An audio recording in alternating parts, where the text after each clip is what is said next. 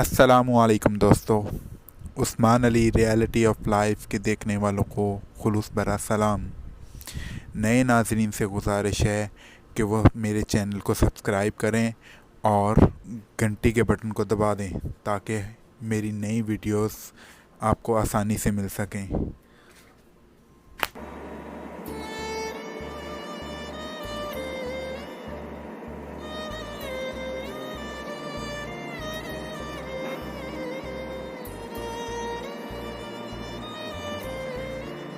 अस्सलामुअलैकुम। अराई कहाँ से आए? इस ज़ात के लोग पाकिस्तान और भारत में बाकसरत पाए जाते हैं।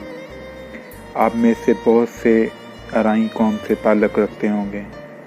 आइए अपने पेज के दोस्तों को इनकी तारीख़ के बारे में कुछ बताते हैं जो यकीनन आपके लिए दिलचस्पी और मालूमात के इजाफे का बायस होगी।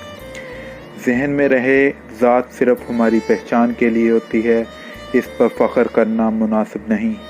हम पहले मुसलमान हैं, फिर पंजाबी, पठान, अराई, बलोच, राजपूत, जट वगैरह हैं।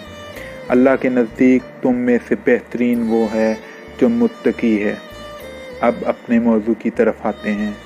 अराई ज़ात के आबाओ अजदाद अरेहाई फ़लस्तीनी अरब थे जो 712 ईस्वी में दरियाए उर्दन के किनारे आबाद थे।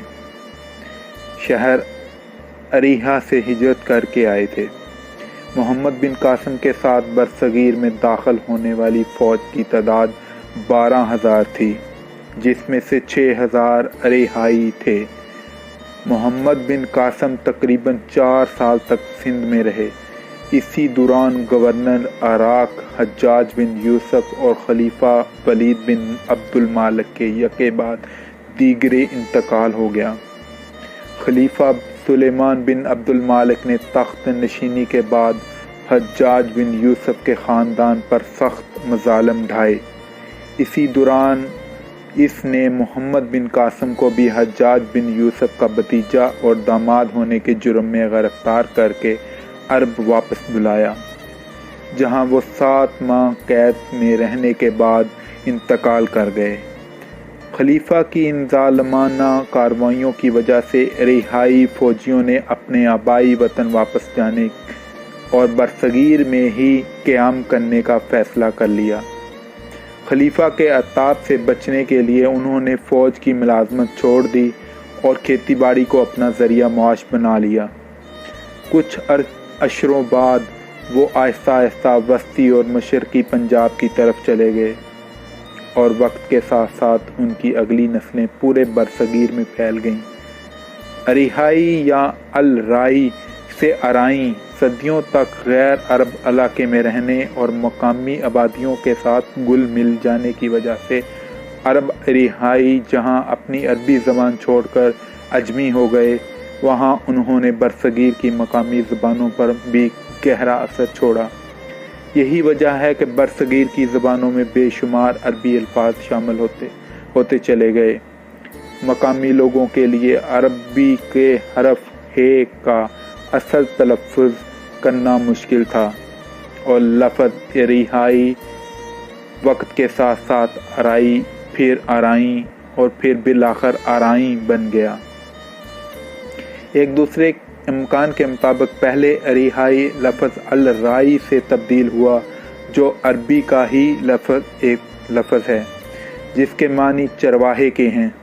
अल राई में रे हरफ शमसी है, जबकि इस से पहले अलफ लाम लगता है तो अलफ बोला जाता है और लाम हज़फ हो जाता है। यूं अल राई से अराई हो गया। अजम हरफ ऐन की अदायगी नहीं करते, इसलिए हरफ ऐन हरफ हमज़ा के साथ तब्दील हो गया। यूं अराई से जमा की सूरत में अराई हो गया। और एक ज़ईफ़ रवायत के मुताबिक यूं भी बाज़ कुतुब में लिखा है कि अराई आर्यान तहज़ीब से ताल्लुक़ रखते हैं, जिसका पता हड़प्पा से चलता है, जहां वो लोग 3000 कबल मसीह आबाद थे।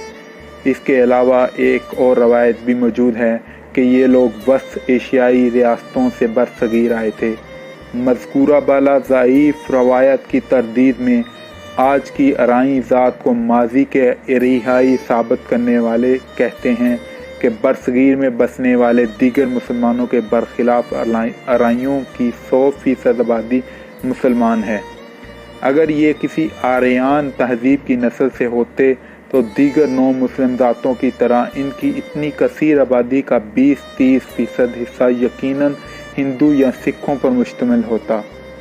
محمد بن قاسم علیہ الرحمہ کے لشکر سے آرائیں لفظ کی تشریح راجہ داہر کی قید میں ایک مسلمان لڑکی کی آواز پر لبیک کہنے والا 12,000 عوام کا اسلامی لشکر 4 حصوں پر مشتمل تھا۔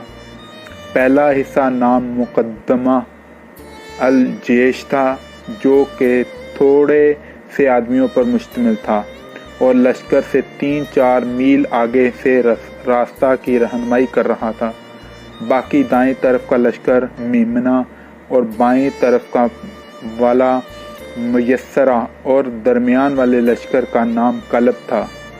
ہر اسلامی لشکر کے پاس ایک جھنڈا ہوتا تھا جس کو فوج ہر صورت میں بلند رکھتی تھی اور جنگ کے اختتام پر یہ مفتوحہ زمین پر گاڑ دیا جاتا۔ اس جھنڈے کا ذکر نبی اکرم صلی اللہ علیہ وسلم نے جو غزوات خود لڑے ان میں بھی ہے اور صحابہ اکرام رضوان اللہ علیہ اجمعین نے ان کو گرنے سے بچانے کے لیے شہادتیں نوش فرمائیں۔ اس فتح کے نشان والے جھنڈے کا نام الرایہ ہوتا تھا۔ فتح کے بعد اس شامی فوج کے سپاہی کو الرایہ کی نسبت سے الرائی کہا جانے لگا۔ لفظ الرائی عربی میں جب بولا جاتا ہے تو سننے والے میں آرائیں ہوتا ہے، کیونکہ اس کے بادل بولی نہیں جاتی۔ الرائی لفظ کو انگلش میں آرین کہتے ہیں۔ انگلش تاریخ دانوں نے جو یہ لکھا ہے کہ آرین نے یورپ سے آ کر یہاں حملہ کیا اور آباد ہوئے، بالکل ٹھیک لکھا ہے، کیونکہ جب یہ واقعہ ہوا اس وقت شام میں اسلامی خلافت اور دنیا کے سپر پاور تھی۔ اس سلطنت کے علاقے یورپ میں بھی تھے۔ اس وقت جب یہ لشکر شام کے جس علاقے سے بھیجا گیا وہ آج بھی شامی علاقہ یورپ کی حدود میں واقع ہے۔ خلاصہ کلام یہ کہ آرائیں قوم برصغیر پاک و ہند میں عرب سے محمد بن قاسم کی قیادت میں ہی آئی تھی، جو بعد میں مستقل طور پر یہاں رہائش پذیر ہو گئی۔ ان میں زیادہ تر لوگ آج بھی کھیتی باڑی کے شعبے سے ہی منسلک ہیں۔ دوستو، مجھے اپنی رائے سے آگاہ کیجیے اور کمنٹ سیکشن میں بتائیے کہ آپ کو ویڈیو کیسی لگی۔ اگر آپ کو اچھی لگے تو پلیز لائک اور شیئر کیجیے تاکہ میں اور کانفیڈنٹ ہو سکوں۔ شکریہ، جزاک اللہ خیر۔